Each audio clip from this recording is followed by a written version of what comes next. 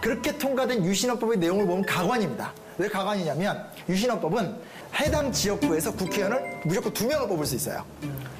무조건 여당 인사는 국회의원이 될 수밖에 없어요.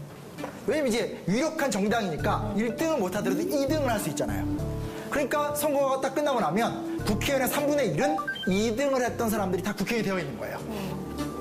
또 하나는 뭐가 있냐? 유신정의회라는 기관을 만듭니다. 그래서 유신정의회 회원들은 또 국회의원이 될 수 있습니다. 국회의원의 3분의 1은 유신정의회로 채워지게 되는 거예요. 그게 무슨 얘기냐면 대통령이 만든 선거제도, 개정된 선거제도에 의해서 무조건 3분의 1은 여당 의원이 되고 또 아예 직접 대통령이 임명한 국회의원들이 별도로 있고 그렇게 돼버리면 기본적으로 국회의 3분의 2는 다 뭐예요? 여당의 사람들로 채워질 수밖에 없죠. 3분의 2가 왜 중요해요? 3분의 2는 개헌저지선이죠. 3분의 1을 갖고 있으면 헌법을 또 뜯어고칠 수도 있게 되는 거죠. 무시무시한 거죠. 그리고 심지어 이때는 국회 해산권도 갖고 있습니다.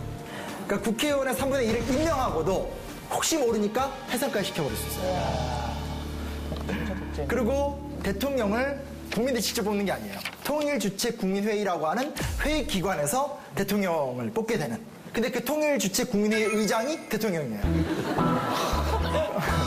이 밖에도 모든 그 법관이라든지 사법부에 있는 주요 장들도 다 대통령 임명을 하게 되는 구조들을 띠게 되고 대통령 임기는 6년이 되고 임기의 제한은 없습니다.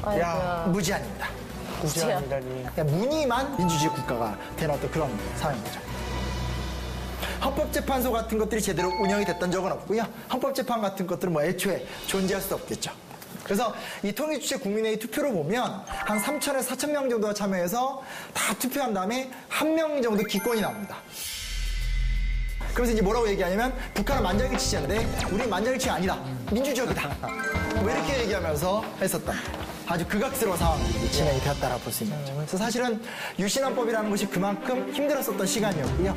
이걸 무너뜨렸는데 또 그 이후에 전두환 정권이 들어서면서 거의 비슷한 과정으로 정권을 유지를 하면서 7년간의 또 힘들었던 시간이 있었죠. 그래서 전두환 대통령이 나와서 맨날 했던 얘기가 그거거든요. 나는 장기 집권 같은 거 절대 동의하지 않는다.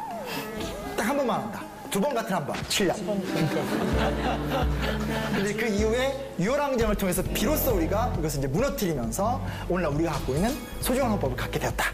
라는 걸 얘기가 이제 가게 된다라고 볼 수 있습니다. 그래서 이 얘기들이 사실 듣고 있으면 되게 답답하고 어이가 없는 얘기긴 하지만 헌법이라는 것을 한번 악용하기 시작하면 그리고 우리가 조금 이해하기 어려운 용어들을 갖고 장난치기 시작하면 충분히 권력자들을 위한 시스템으로 모든 걸 다 만들어버릴 수 있다는 것에 대해서 그 위험성에 대해서만큼 우리가 진지하게 좀 생각을 해봐야 되지 않을까라는 생각을 좀 해보게 돼요.